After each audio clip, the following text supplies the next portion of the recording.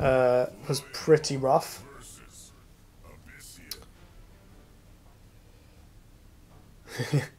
Yeah, if I hadn't milled the EMP, I probably wouldn't have scooped there.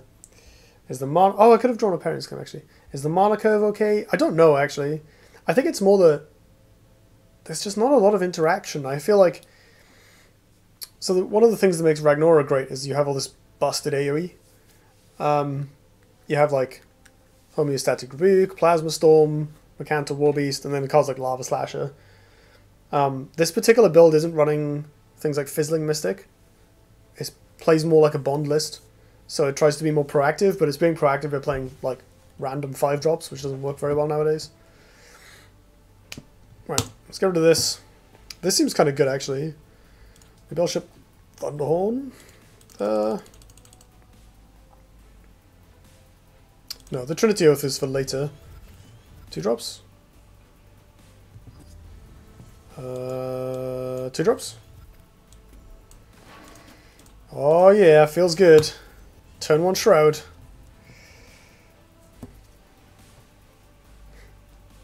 Don't you dare Blood Tear it. I'll be so sad.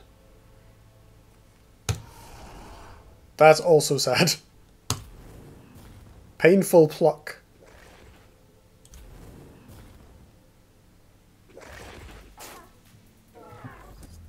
I guess that kills it. Damn.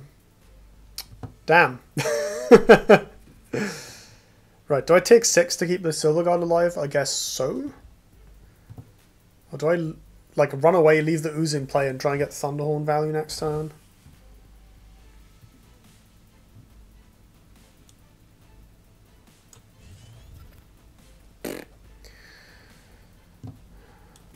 Kind of like the Thunderhorn value plan, although I don't really have anywhere good to run away to. Like, all my stuff's really far. Oh, this is fine. We can go here, and we can still... Oh, I should have gone the other way, actually, because this has to walk forwards onto a creep tile, but... this is fine. Ish. Yeah, so if my opponent plays something on the tile here, I can kill it with Thunderhorn, which is nice. Although I guess my Thunderhorn does then die.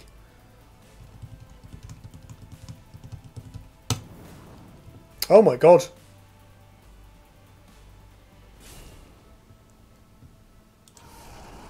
Uh-huh. Don't play another one.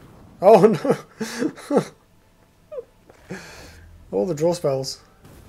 Okay, so this Thunderhorn does nothing. Can we draw that Scorn I replaced 2 turns ago? That would be sweet.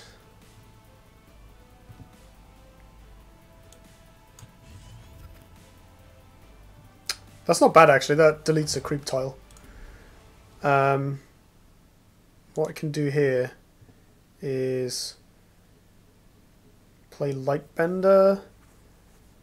Is there a way I can do it that's not terrible? Yeah, I can go here, play a healing tile, say under myself, then play Lightbender in the middle, where it dispels 2 creep tiles and the Ooze.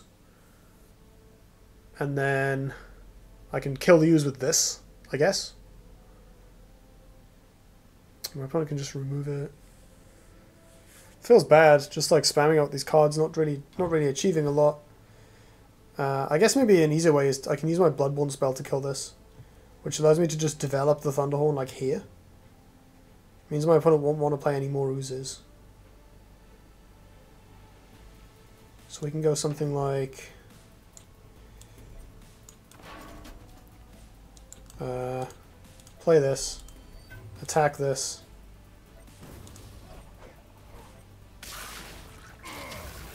Rewarded. Run out the T-Horn. You can go like here probably.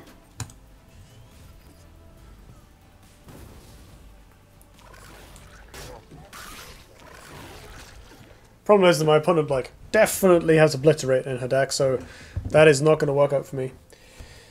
This is a big question, but what are some factors in forcing opponents to make tough choices? Deck knowledge and positioning are important, but is there anything else? That is an amazing question. I really like that. So, where do I start with this? Deck choices and positioning are important, but is there anything else? So I mean, deck choices and positioning is kind of generic enough to cover most of the game, right? Some odd sequencing going on here. So, playing multiple threats, that's a good shout. Oh, there we go. Much. Playing multiple threats is a good shout. Playing threats that require... Either playing threats that require specific answers, or baiting your opponent to answer things that you want when they might know you want to do that.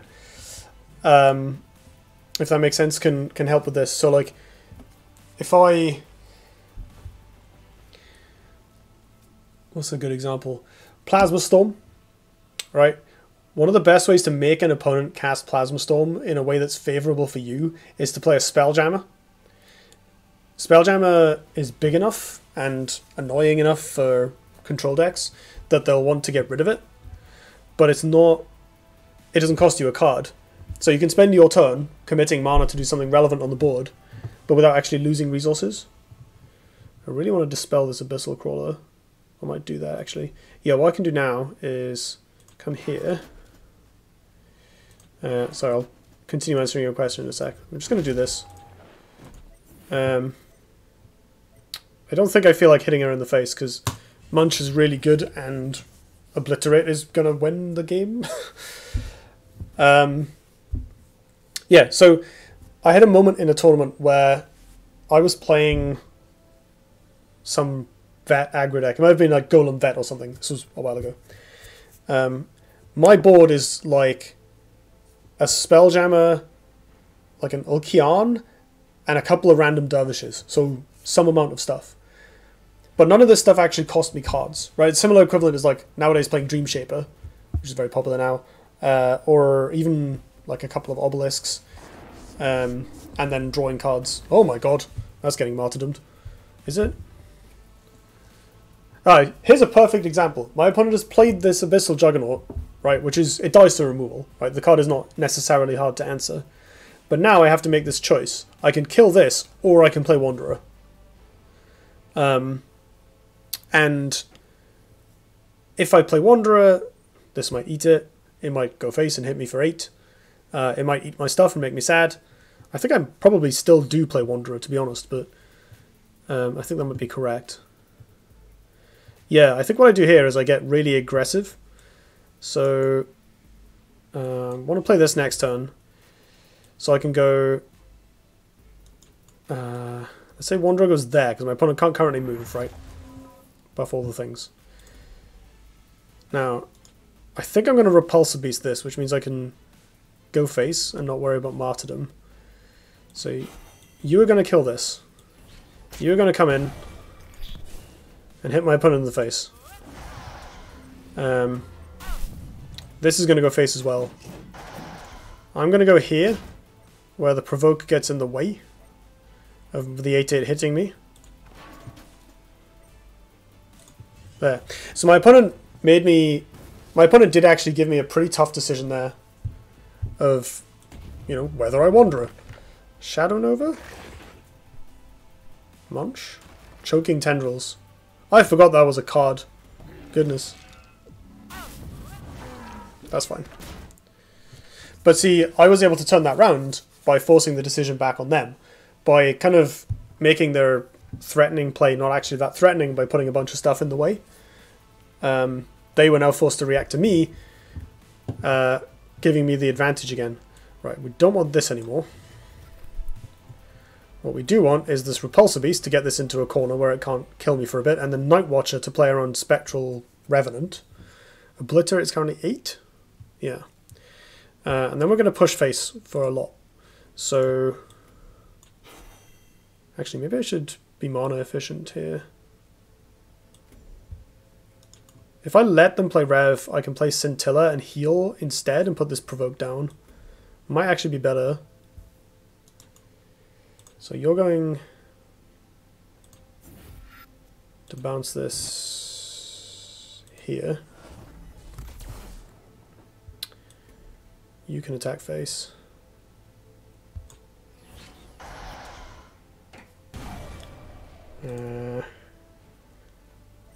You can also attack face. Then we'll play a Scintilla. And provoke my opponent. Go face.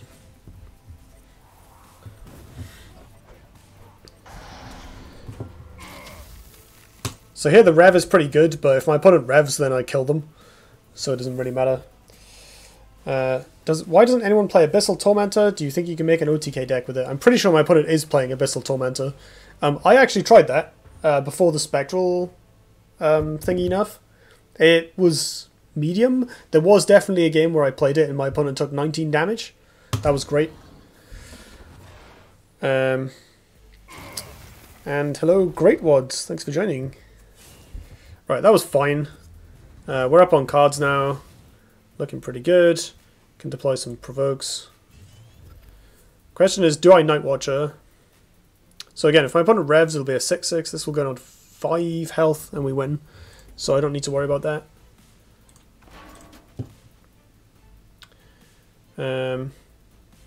Yeah, let's just deliver maximal annoyance.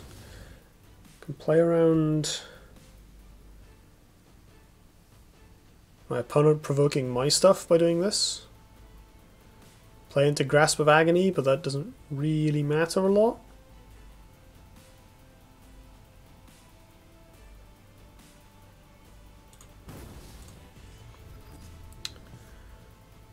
But I'm going to avoid hitting face here because I don't want to take too much damage in case my opponent manages to stabilize. And because I have overwhelming amounts of lethal if she doesn't. Yeah, going back to this tough choices thing. So this game's actually had quite a bit of that back and forth. Basically, like, presenting a threat that your opponent might want to deal with off curve is a really good one. Like, if I... Oh, they've got the thingy. Destroy a minion on Shadow Creep. Choking Tendrils. I never would have thought of that as like a combo, but it seems to be working. Like, 6 mana destroy a thing is not good, but if you're playing Shadow Nova anyway, it seems legit. And there's the Abyssal Scar. Okay. Well, that went pretty well for them. We can make another provoke. We can play the Night Watcher and maybe the Lion. Paragon is okay. Right, so at this point having an answer to Rev is good because I don't really have a majorly threatening board otherwise. And let's put this, let's say, here. No, I can't double hit my opponent from there. Let's go here. I don't think that plays into anything. At this point I think I will go face. Slightly worried about the second Obliterate. I like ping this and Oblit and kill all my stuff. But this deck has minimal burst, I need to actually win. Purgatos, that's pretty good. If they do have another Obliterate, I can provoke and Purgatos. Oh god. Yeesh. To be fair, right drawing 3 isn't that scary. And 3 mana to answer this board is not enough. What does Divine Liturgy do? It's Divine Bond for all your minions. I don't think it belongs in this deck, but I'm just playing it as our hacker built it to see how it works.